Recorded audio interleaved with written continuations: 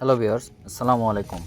আজকে আমি রিপোর্টিং করব আমার বটগাছটি আমি অনেক দিন একটি ককশিটের ভিতরে বসায় রেখেছিলাম। ককশিটের ভিতরে না, শুধু এটি একটি চকলেটের বয়ামের ভিতরে লাগিয়ে তারপরে হচ্ছে ককশিটের উপরে বসায় রেখেছিলাম। চকলেটের বয়ামটা হচ্ছে ফুটো করে দিয়েছিলাম নিচ দিয়ে, যাতে শিকড়গুলো বের হয়ে ককশিটের ভিতরে প্রচুর পরিমাণে খাবার দেওয়া ছিল, যাতে খাবারগুলো সংগ্রহ করতে পারে সেজন্য।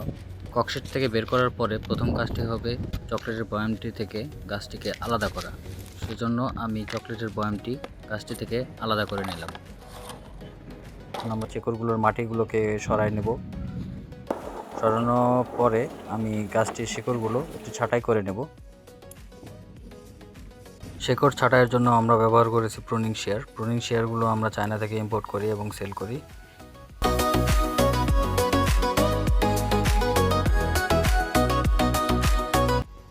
বটগাছটির নিচে লম্বা একটি শিকড় ছিল, শিকড়টি আমি আমার নব কাটার দিয়ে কেটে নিচ্ছি। এটি একটি বড় নব কাটার, বড় সাইজ, 12 ইঞ্চি সাইজ, ইন্ডাস্ট্রিয়াল গ্রেডের নব কাটার।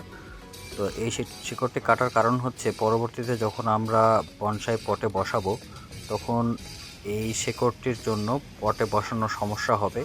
তো আমি চাচ্ছি যে এই শিকড়টাকে আমি রাখবো না, সেজন্য আমাদের নব কাটার দিয়ে আমি এটা কেটে নিলাম।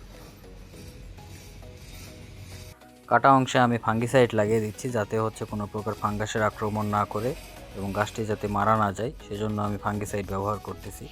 তো আপনারা ফাঙ্গিসাইড না থাকলে হলুদের গুঁড়া ব্যবহার করতে পারেন। এরপরে হচ্ছে আমরা এই পটটির নিচে কিছু ইটের গুঁড়ো দিয়ে তারপরে কিছু মাটি দিয়ে নিলাম। ইটের গুঁড়ো দেওয়ার কারণ হচ্ছে যাতে ড্রেনেজ সিস্টেমটা ভালো থাকে, পানি যাতে সহজেই নেমে যেতে পারে, সেজন্য আমি ইটের গুঁড়ো দিয়ে নিয়েছি এবং পরবর্তীতে মাটি দিয়ে সুন্দর করে গাছটিকে চেপে চেপে দিয়ে বসাই দিলাম।